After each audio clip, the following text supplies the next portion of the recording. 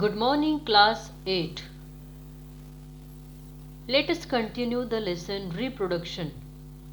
In previous video, we saw asexual reproduction. Today, we are going to see sexual reproduction.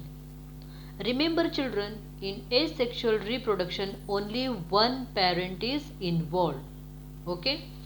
Whereas in sexual reproduction, two parents are required to produce new organism. So where this sexual reproduction occurs? Examples are plants, animals, including human being. Okay? So this sexual reproduction involved two parents. Got it? So before we proceed, we should know about the reproductive system of human being. Okay? So in human being, both male and female have different reproductive system and different reproductive organs as they perform specific function. In this video, we are going to see in detail the structure of reproductive organ and the basic concept of reproduction. Okay? So, the cells which are required for the reproductions are called as gamete. So, special type of reproductive cells are called as gamete, both male and female. Okay. So, in male and female, the reproductive cells are called as gamete. So, the female gamete usually called as ovum. In previous video we saw the ovum. Okay. Or it is also called as egg. So this is the structure of ovum. A circular structure, round structure which contains nucleus. Okay. So this is ovum of female reproductive system. It is called as ovum. The male gamete is called as sperm. This is the structure of sperm. This is head. This is middle part and this is tail. This tail help to move the sperm. Okay.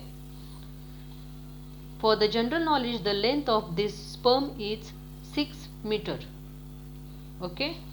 Now when we'll see the basic process of reproduction.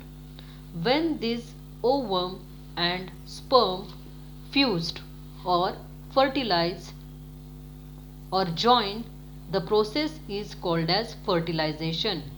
So during fertilization, this ovum and sperm join together or fuse to form a zygote. So we'll see in general. So this is the process of reproduction in this male gamete sperm, female gamete ovum.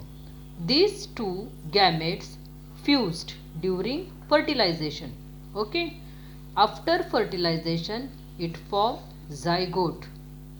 Then this zygote divides to produce large number of cells because these cells inside the zygote differentiate and redifferentiate to form embryo. Now what is differentiate? Means they multiply and form a mass of a cell. That mass of a cell is called as embryo. This zygote develops into embryo which further develops into a baby and this development continue. Okay, and baby is born. The baby grow into the child, male child or female child. Okay, then these children grow into young adult which are capable of producing gamete.